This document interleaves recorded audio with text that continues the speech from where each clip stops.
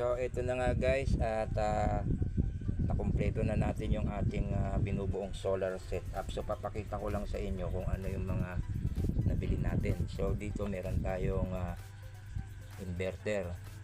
So meron tayong ano dito, ito saksakan na ginawa, outlet. Nandito rin yung ating SCC or solar charge controller.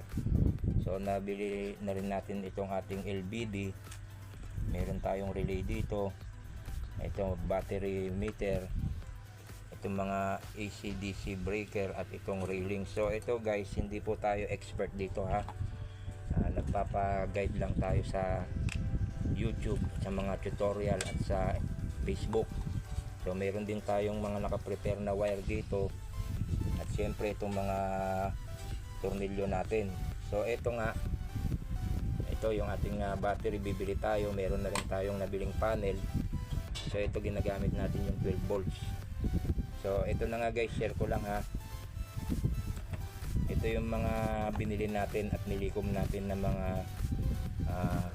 basic solar setup. So ito po ay kakabit natin at i-connect na natin at i-share ko sa inyo.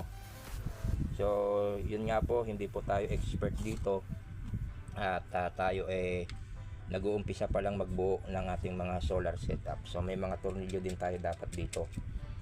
So yan lamang guys ang ating simple sharing sa araw na to.